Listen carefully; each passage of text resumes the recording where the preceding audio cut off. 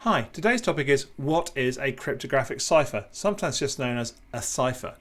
I talked a little bit about this in my video on what is encryption, but it's useful to know exactly what a cipher does. So a cipher is an algorithm, a set of steps which takes you from plain text to ciphertext. It basically is what does the encryption, with one extra piece, which is a key. You'll find more about keys in another video.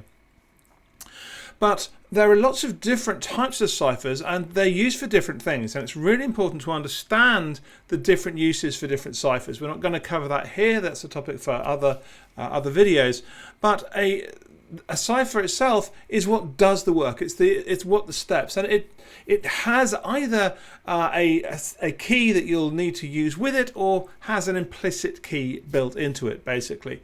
And ciphers can be really, really simple. It could just be the classic one you learn at school, where you move each letter one to the right. So A becomes B, B becomes C, etc., etc., and Z or Z becomes A. That's a very simple implementation of a Caesar cipher, it turns out. But there's loads more, and one of the things that we discovered around the Second World War is that the ways of breaking them are very complex, and you need to be understanding what you're going to be trying to protect and how and why in order to choose the right cipher. So some ciphers are very good for long pieces of text, some are very good for streams of data as they come through. Some are slow, some are fast, some are symmetric, some are asymmetric.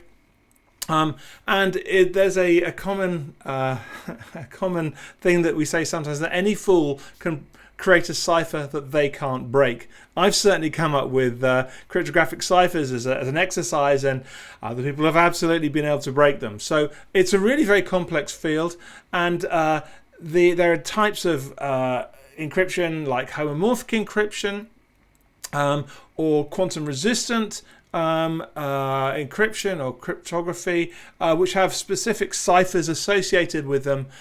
So don't just pick a cipher off the shelf, let's say AES or RSA or ECDSA, and just apply it willy-nilly. You really need to understand how you're going to apply a cipher and what it's used for, and that takes practice and expertise. So absolutely get that expertise. We need more people who can understand these things and use them correctly, but be careful.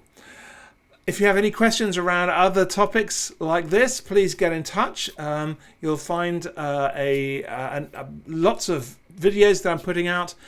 Subscribe to the channel, and I will try and explain topics or concepts around cybersecurity if you'd like me to give you answers. Thanks.